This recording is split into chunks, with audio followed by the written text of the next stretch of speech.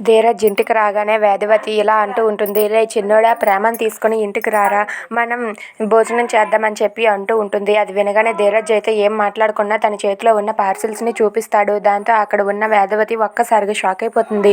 ఏంట్రా చిన్నోడా, మీరు భోజనం తినడానికి బయట నుండి పార్సిల్ తీసుకొచ్చావా అని చెప్పి అంటూ ఉంటుంది.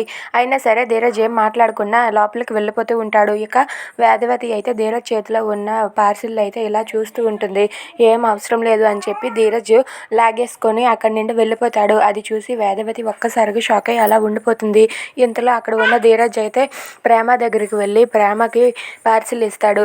ఇదిగో తిను అని చెప్పి ఇస్తాడు. దాంతో ప్రేమ అయితే ఆ పార్సిల్ తీసుకుంటుంది. ఇక ధీరజ్ ప్రేమ వాళ్ళిద్దరూ కూడా ప్లేట్లో వడ్డించుకొని ఆ పార్సిల్లో భోజనం తింటూ ఉంటారు. ధీరజ్ అయితే ఇలా నోటి దగ్గర ముద్ద పెడుతూ ఒక్కసారిగా ఆలోచిస్తూ ఉంటాడు. మీ బ్రతుకు మీరు బ్రతకండి అని చెప్పి అన్న మాటలన్నీ కూడా గుర్తు తెచ్చుకొని తనైతే చాలా బాధపడతాడు. మా నాన్న నన్ను అలా అనబట్టే కదా నేను ఇలా కష్టపడి తెచ్చుకుంటున్నానని చెప్పి అనుకుంటూ ఉంటాడు. ఇక ప్రేమ కూడా తను భోజనం తింటూ ఉంటుంది. తను తింటూ ఒక్కసారిగా పలమారుతుంది.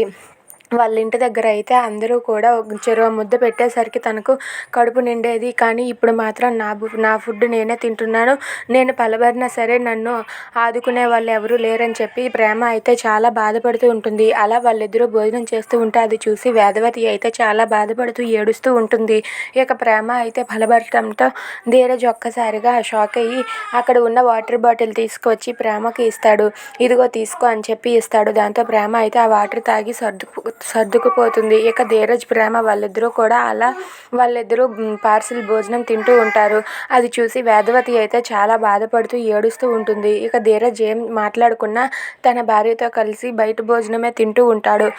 వేదవతి మాత్రం ఏడుస్తూ ఉంటుంది. If you like this video please like, share and subscribe.